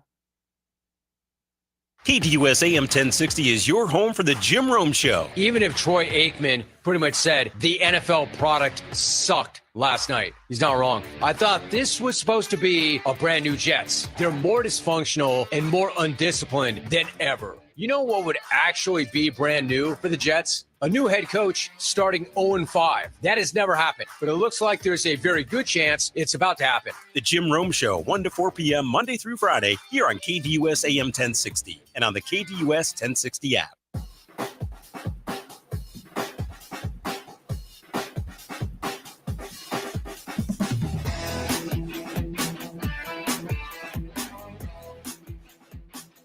The Schubert scale for week 5 in the NFL. How I see the NFL after 4 weeks of action going into week 5. Top 5 teams, 3 honorable mentions, and then we get to the very properly named, shout out to our guy Code over on YouTube, Evans Risers. Code with a great name. I mean, just like, I really don't think we're giving Code enough credit. Just an excellent job by the listeners of the program. That's why you just let team listener be team listener. Some stuff's great. Some stuff's not great. But that's always how it is, you know? You're not going to hit on everyone over here. No. And team listener, I think, has they're hitting 280, 290. Yeah. Not hitting 300. We're not MVP level yet. But we're doing okay. I mean, listen, you hit 40 homers with 280. You got a chance. We didn't talk enough about this week, about what happened on Friday's show last week. The picks. Alec. Right. Love to have Alec call back. Well, he emailed in and apologized. He did. And said he understands it now when the ban is over, because I think I banned him in real time. For 1 week? I don't know how long the ban was. I think I was just so hot about him not being prepared that I banned him from the show. I'm lifting the ban. He's allowed to listen to the show and call in and interact. I just don't know if team listeners are going to want to roll that dice again, you know? That's the biggest question. That's the question. So we'll get to that on tomorrow's show. In the meantime, Schubert scale for week 5. We'll start with my 3 honorable mentions. In no particular order are these 3 honorable mentions. I kept Tampa Bay inside the top 8. They were in the top 5 last week. They fell out of it. They lost to Philly. I didn't want to punish them too much for defeating or losing to the team that I had number 1 in the Schubert scale last week, right? In college football, you play a close game against a top 5 team, you don't fall too far from where you sit if you play competitive and you play close. That first half was concerning, alarming. They battled back in the second half. They're still an overall good team. Wanted to keep them inside the top 8. I have the Pittsburgh Steelers now as an honorable mention. The same way I felt about the Indianapolis Colts, that I wasn't ready to put them in the top 5, that's now how I feel about the Pittsburgh Steelers. They might be, my overreaction Tuesday earlier in the week is that they might be the second best team in the AFC. I will tell you right now, they are not the second best AFC team according to the Schubert scale. I have a team in front of them. They might be better than this team. By the time we do this 3 weeks from now, 2 weeks from now, Pittsburgh might be in, this team might be out. I just think it's a lot of smoke and mirrors right now. It feels like it. It certainly feels like it. I'm interested to see what your 5 is. Okay. This feels like a week where a lot of it's up for grabs, right? There's no definitive 4 and 5. Maybe the top 3 are a little kind of definitive, but outside of that, I mean, 3 or 4 through 8, pick your poison. I have the Chargers still as an honorable mention. I kept them in there. It's very respectful of you. Well, I had them up at 2 last week. Yeah. So they fell outside the top 5. They're an HM. The Chargers are a better football team than the Pittsburgh Steelers. Right? I think.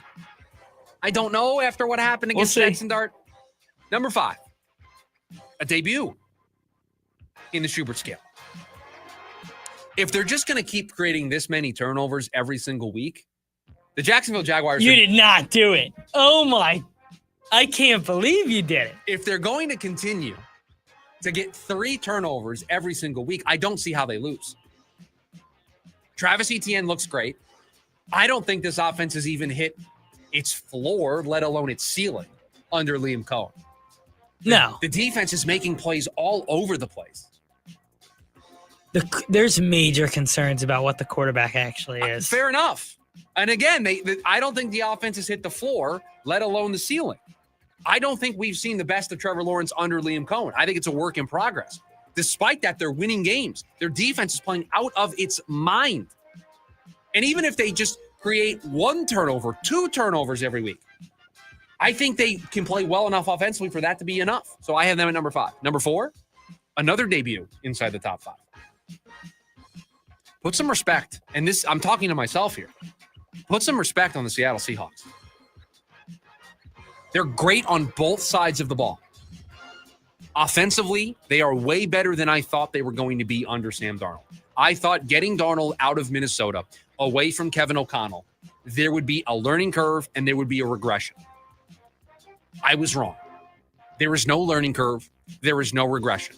He is operating that offense perfectly.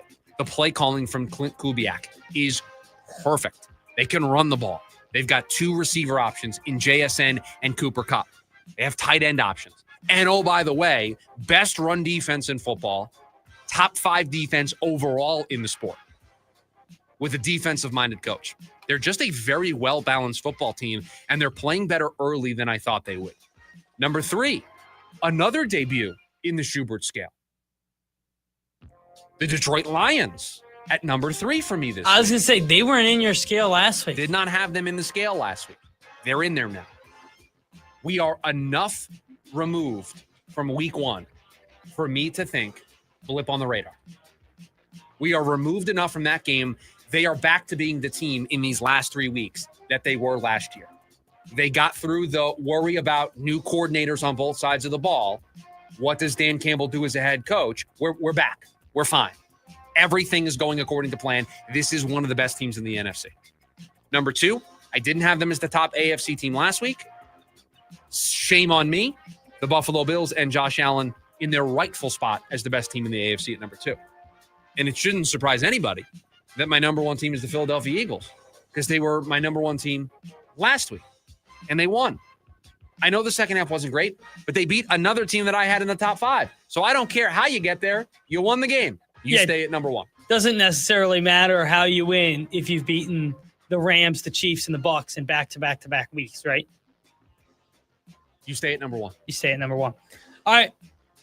Evans Risers. Some overlap for us. Little bit of differences.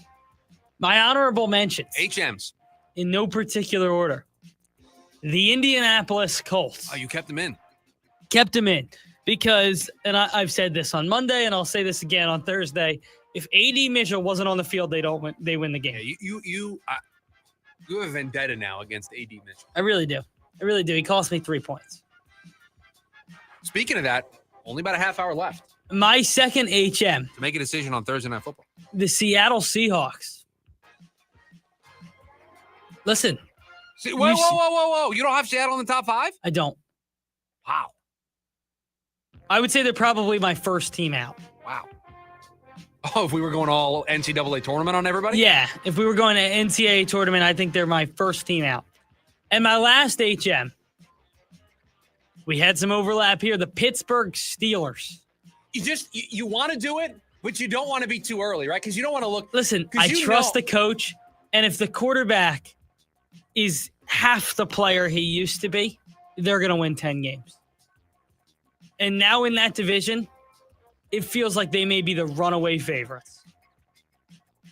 I think we're having a serious conversation about Pittsburgh hosting a playoff game come January. Yeah, Cleveland, not going anywhere. Nope.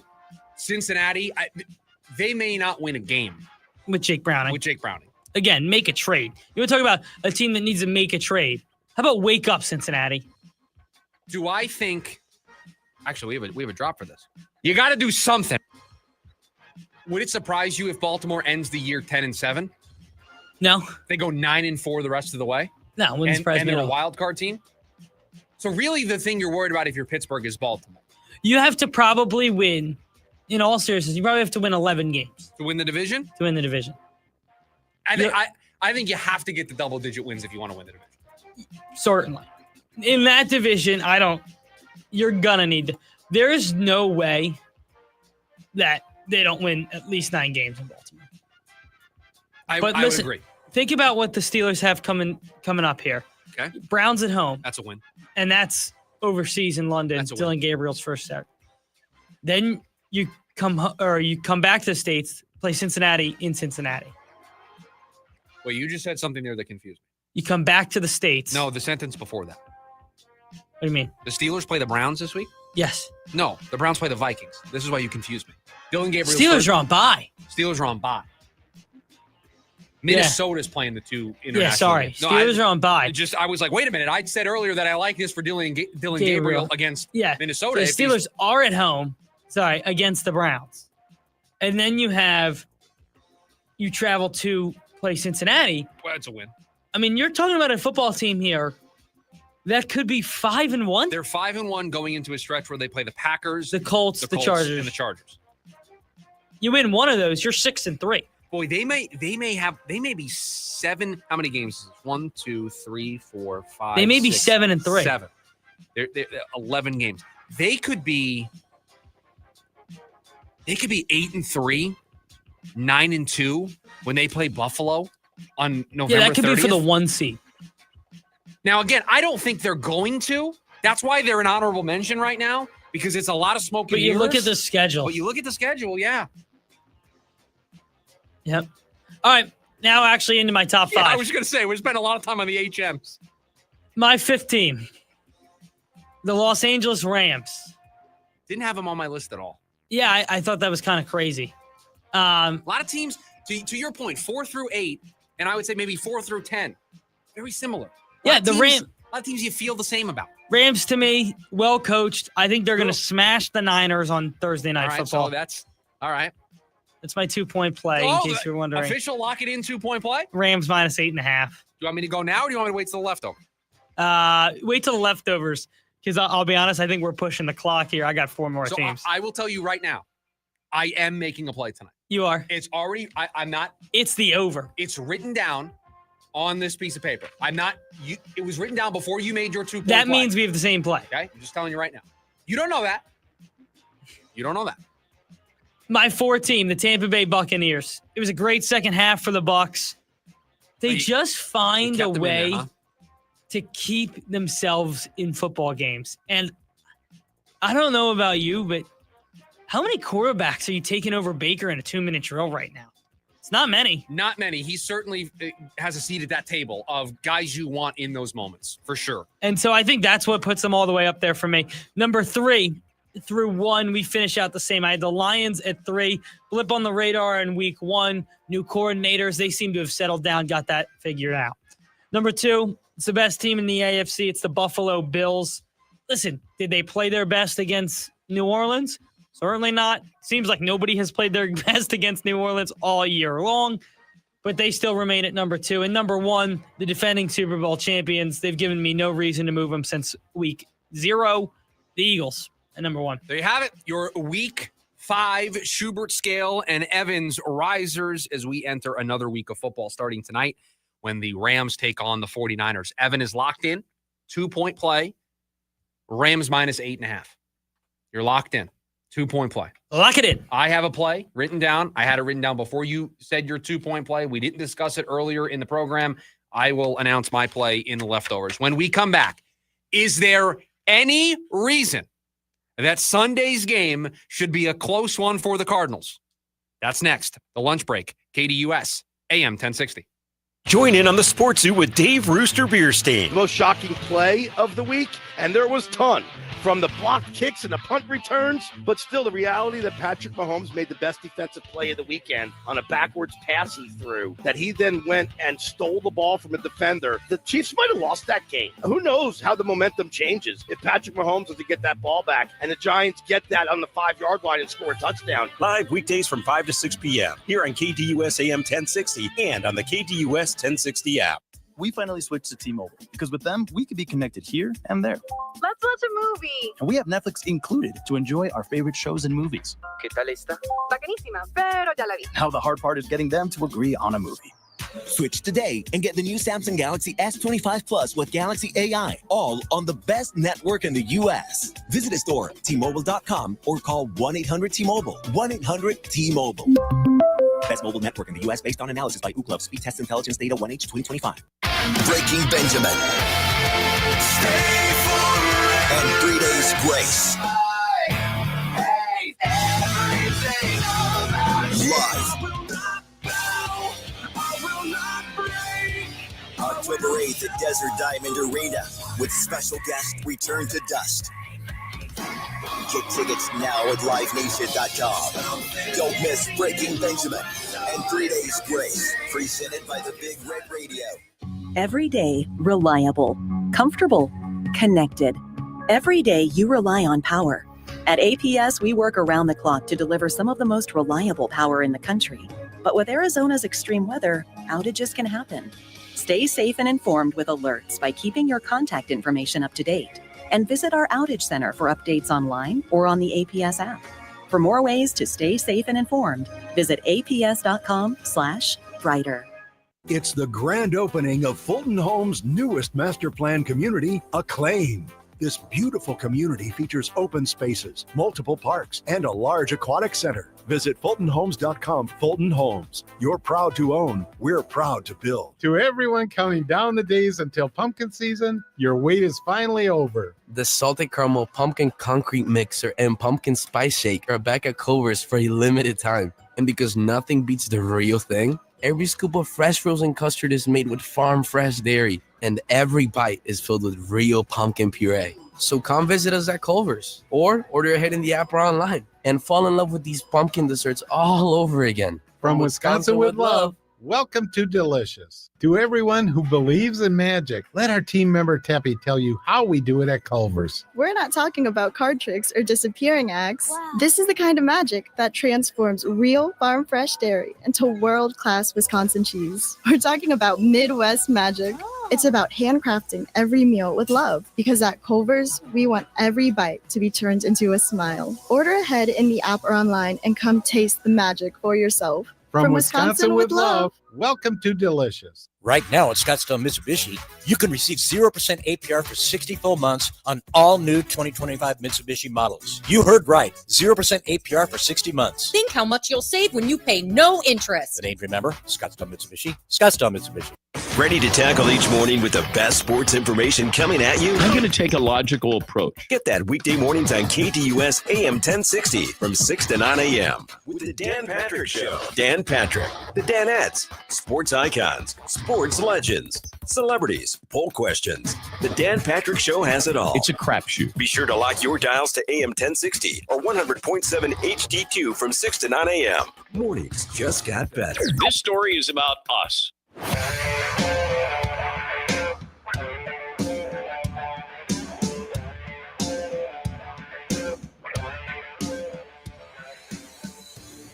I got to tell you, the more I look into this matchup on Sunday against the Tennessee Titans for the Arizona Cardinals, as we flip the page to week 5 in the NFL, there is zero reason for this game to be competitive in the second half. Zero. None whatsoever. You have a Tennessee team that has scored no more than 20 points in a game this season, going up against a Cardinals defense that is the strength of this group. Last 3 games for the Tennessee Titans. Houston scored 26. Indy scored 41. The Rams scored 33.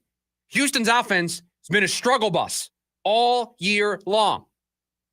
Still scored 26 points. This is, I'm not being hyperbolic, this is the worst offense in the sport.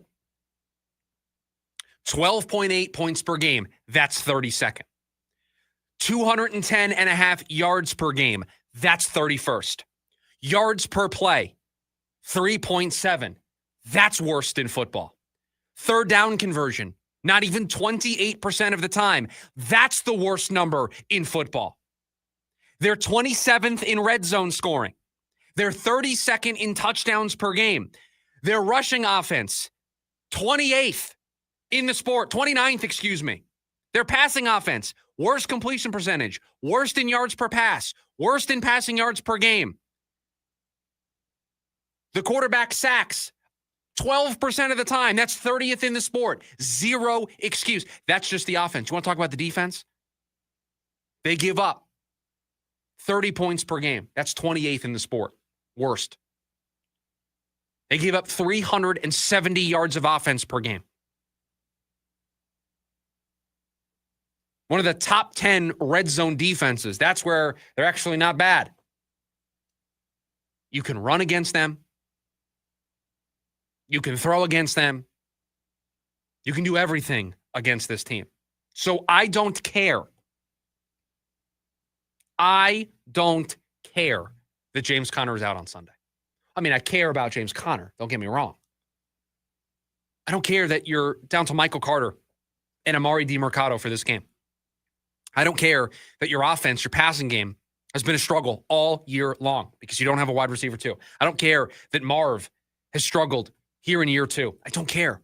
You need to win against this team convincingly, because if this is just another one of those close games like you played against New Orleans, like you played against Carolina, you're not good enough to be a playoff team. You're not good enough to beat teams like Tampa, like Jacksonville, like the Rams, like the 49ers, like the Seahawks late in the season when you need to win to get in the playoffs. You're not good enough if you can't handle your business this week against Tennessee. Can't do it. This is the worst team in football. You should wipe the floor with them. You're better coached. You're more talented even with injuries. You're the better team this season. Everything is pointing for you to win this game by 3 scores. And you don't even have the card to play that you're traveling to Tennessee and playing an early game. It's home. It's your home crowd against the worst team in football. If I have to spend my Sunday, because I'll be watching, if I have to spend my Sunday up north, getting ready for my wedding, watching this team, and I can't turn it off at halftime, shame on everybody involved. Shouldn't be close. There are no excuses anymore. You go travel to New Orleans. You had to go travel to New Orleans in week 1. First game you came out a little rusty. First game of the season. Okay, I get it. You played Carolina. Defense was on the field there a lot at the end. They got an onside kick. The score probably says it's different than really what the game may have told you. Yeah, you had a big lead early in the game. You made some mistakes, but you still looked like the better team. Throw that out the window now. You've lost 2 in a row. 2 division games. Doesn't that internally rile you up? Should. Shouldn't you be fired up? Should. That you're going in to play a team that is way worse than you across the board. Prove it. People don't think you can do it anymore. It's not just us talking about, well, maybe the Cardinals aren't what we thought they are.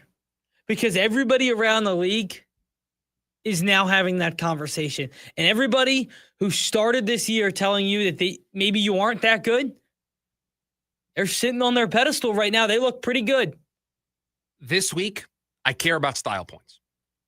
This week, it's not a win is a win is a win. You'll take it. Getting to 3-2 is the most important thing, but I care about the style points this week. I care about how it looks. I care about how impressive you are in this game because after this Sunday, we're 5 games in, 12 games to go. You've got some tough opponents coming up the rest of the season. You're going to have to steal some games. You got to give me a reason to think you can. And if you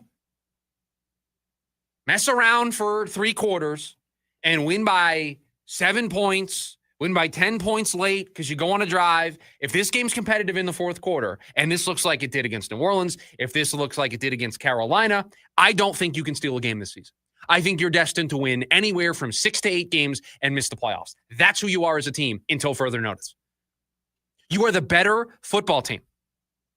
Go show it. Go be dominant. Give me the style points. For once this season, can I get the style points? This is the game that we maybe circled early in the year. Like, who knows? Maybe Tennessee could be interesting. It's not interesting anymore. They are horrible. 32 of 32. You cannot win this game by a score and feel good. You cannot win this game by 1 score and not expect questions all week about how you played. Every way you slice it, every way you want to look at this matchup, Tennessee's the worst team in football. Don't allow them to get their first win of the season against you. Don't allow them to be competitive against you. Just don't. I may call in on Monday if it's close. If it's close, or if they lose. I mean, I just don't. I'm going to need someplace to vent because I'm not going to actually be on the show.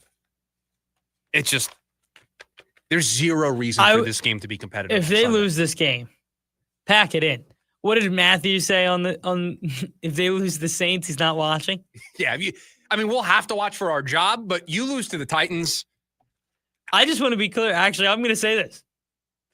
You lose to the Titans, I'm not watching in real time. I'm picking a different game. I'll go back and watch it later. I think that's fair. I think that's reasonable. Yeah. If they lose this week, I don't want to hear anybody utter the word playoff ever again. No. It's not a serious conversation anymore. Because they're an unserious team at that point. Yeah. Unserious team. We got one more before we get out of here today. Football Friday show for everybody tomorrow. My last show here for a couple of weeks. I'll be gone. Kayla's filling in. Producer Evan will be here. The show will go on in my absence, but I'll be gone for the next couple of weeks. So my last Football Friday here for a little bit. I have a pick to make for tonight's game. Yes, I am using some points in tonight's game, plus the leftovers, all the stories we didn't get to throughout the course of the show. We'll get to them next. It's the lunch break, KDUS AM 1060. James out west. Mike Trout became the 59th player to hit his 400th home run. The home run record holder for the Angels. I was going to quiz you. Who do you think the number 2 is on the list for all-time home runs for the Anaheim Angels? I would assume it's Shohei Ohtani. Nope, Tim Salmon. Really? Yeah, wow. 299 for Tim Salmon. Mike Trout got 101 more than the next guy. Naming a random MLB player that had a really good career. Yeah, dude, I loved watching Tim Salmon, bro. I'm about to cut together some Tim Salmon highlights. Every other Monday night from 6 to 7 p.m. here on KDUS AM 1060. Head coach Brian Wright and the Lumberjacks are setting a new standard in Flagstaff. Happy with our attitude, our effort, how we've come together as a football team. Join us Saturday. NAU hosts the Montana State Bobcats. Our coverage begins at 1 on your home for Lumberjack football. Skips his way into the end zone. Touchdown, Lumberjacks. The NAU Lumberjack Sports Network from Learfield.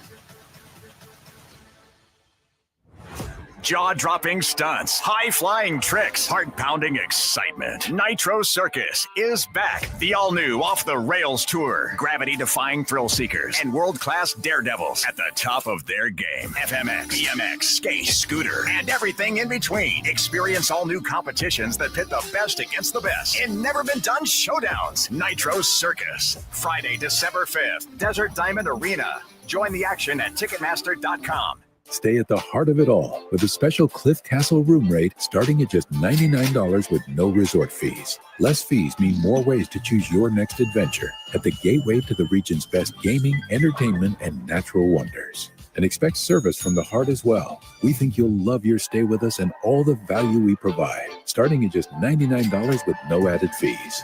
Cliff Castle Casino Hotel, at the heart of it all. Valid Sunday through Thursday. Some restrictions apply. An enterprise of the Yavapai Apache Nation.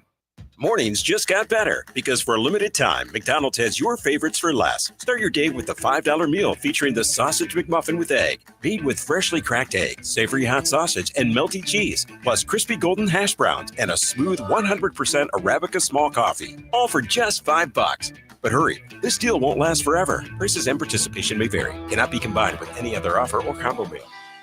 On your ride home from work, join in on the Sports Zoo with Dave Rooster Bierstein. If we owned our own football team called the Angry Roosters and we kept signing people to contracts and they weren't honoring their contracts and kept demanding raises, at what point do we throw our hands up and just say no to everybody? We signed you to a contract. Play out your contract, and that's it. You earn a better contract on your next one, we'll pay you for that. Live weekdays from 5 to 6 p.m. here on KDUS AM 1060 and on the KDUS 1060 app.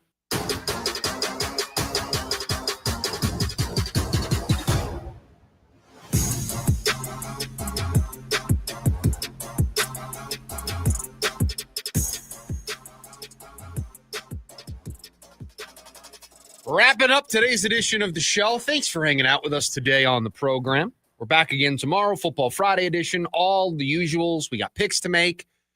We'll find out if either of us have some points in our back pocket. We have the NFL look ahead. Lots of stuff to get to on tomorrow's show.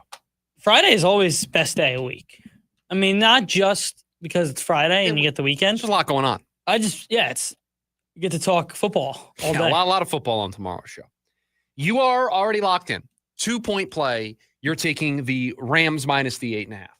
I'm going to take the Rams minus the 8.5 as my 2-point play. I mean, the Rams are good, and I think the Niners are just too banged up. And give me the Rams on a short week, given all the injuries the Niners have. No Brock Purdy. No Ricky Pearsall.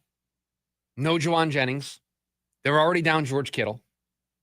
It's a mess for them offensively. It's a mess. So I am making a play in tonight's game. I'm using 3 points in tonight's game. My 3-point play.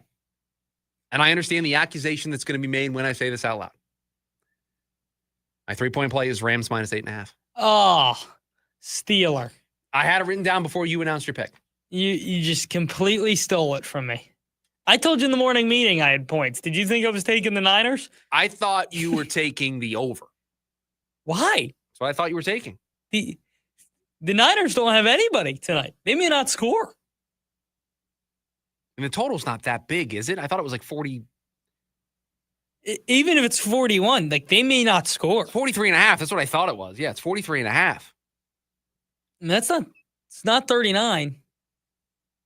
So Brian over on the YouTube side of things says, so my time on the bench is over and I'm eligible to call in picks. If I get through, though, word of warning, I'll need 5 minutes to give you my MLB State of the Game 2025 review before the picks. If Brian calls tomorrow, don't pick up. If you see Brian's name flash across the caller ID, just don't answer. I think I'm extending a ban now on Brian. Why? Because if he actually does that for Team Listener, I may automatically give them the loss, not even allow them to make the picks. Please. The last couple of weeks for Team Listener have been rough. We need tomorrow to go smoothly. And I'll be honest, you just can't have Brian going on a 10-minute ramble and then giving his picks. Right. It derails the whole segment gets I'll give him credit, though. He did win. He is one of 2 winners. He's one of 2 winners. Him and Josh, the winners for Team Listener. Josh got a big win. I mean, not only was it a huge win for Team Listener in terms of getting to 2-2, but just a bounce back performance from the debacle that was Alex's call. It was. I thought that was a really good job by Team Listener to rally their troops. As Code points out, the what sport, which we probably need to just get that as a drop on the show, on the board. Our first caller specific drop. What sport? Because what sport was pretty good. And Alec emailed in after the show and he's having fun with it. So I feel comfortable, continuing the bit, but that needs to go on the board, I think, while I'm gone. Also, this is such a random thought I had the other day about sports talk radio. Okay. Remember we went over the Giants meetup? We watched the Giants meetup, yes. Yes. Yeah, I don't know if we talked about it on the show. I don't remember if we did, but we did watch the video, yes. But then I'm thinking, you think the Cardinals ever meet up? Okay. No, I don't think the Cardinals. And now it becomes more difficult because the Rams have moved out of St. Louis, so the Cardinals never go. Right, the Cardinals are never there. So it would have to be when the St. Louis Cardinals are here. I don't know why this is where you wanted to take us. It is the leftover, so I'll allow it, but it's not where I wanted to take us. That was just a random thought. Would you agree with this? Because Brian says that was a Hall of Fame call. Would you say that is one of our better calls, despite it being an absolute mess? What, Alec? Yeah. Yeah, I think actually our 2 best calls of all time were Brian's, where he had a college lock. Well, because you know what happened? I so quickly just lost it. And it's because it's Brian, right? That it just makes it that much better. I expected better from him. And then Alex, it's a Hall of Fame call. I mean, Josh's call where he gave. Oh, Josh's. I mean, he was just ready to go. Billy, 6-year-old with the picks. It was just. There was just a lot going on there. And that was money too. We've had a lot of good calls. That's why we open the phone lines on the program. It's why we let you be a part of the show. Give me your best leftover story because we are up against Yeah, I'm just going to have you pick a guy in the last 3 games here. Winner take all, headed to the division series. You have 3 games today, all game 3s. Tigers at Guardians. They're up 1-0 after a Kerry Carpenter double. I will still take the Guardians in this game. Still taking the Guardians. Jack Flaherty through 2 has not allowed a run. Now we move on to Chicago. San Diego at Chicago. Yu Darvish versus Jameson Taillon. Should be a good one. I like the Padres in this one. Really? Can I hit you with a little fact? Please. Since they've started doing the 3-game series, no team that has lost game 1 has ever won the series. So they've never had the win game 2, win game 3. Yes. And so let's talk about the Guardians are trying to do that. Guardians are trying to do that. The Padres are trying to do that. Padres are trying to do that. And the Yankees are trying to do that. Interesting. So you're taking the Padres in game. And here's why I'm taking the Padres here in this bullpen. game. It's not just the bullpen. I mean, Mason Miller threw 104.5 miles an hour yesterday. I mean, unhittable. You got to score runs, and I don't trust Chicago's ability to score runs. That's my worry. Yeah, I mean, they've scored 3 runs in 2 games. In a game like this, you got to be able to score early and often. Keep that crowd in it. Everyone's going to be on the edge of their seat if it's close, and everyone gets a little tight. I like San Diego's firepower and their offense a lot more. I think there's a good reason. And the last game, the late game tonight, starting at 5 o'clock, Red Sox at Yankees. I am rooting for the Red Sox. Let me make it very clear. I think the Yankees win this game. Not going to read the pitching matchup. Yeah, you just got to be careful with that. Great job by you to just not put If you'd like to see it, you can look it up. Especially when we have like a minute left in the show. We've been doing good. Because the Yankees have a pitcher, and you probably know who it is, who if you say his name incorrectly, it's just bad news for everybody. And so we're just going to avoid that. So, yeah, I think the Yankees win. I think the Guardians win. I think the Padres win. I think the Yankees win. I think I'm taking the 3 opposites. I think I'm taking the Tigers. I'm taking the Cubs. I'm taking the Red Sox. It's going to do it for us here. This edition of the show. Jim Rome is coming up next. Producer Evan, thank you for all that you do. Thanks for hanging out with us today. We got a Football Friday edition of the show tomorrow. Everyone, have a great rest of your Thursday. Talk to you later. See you.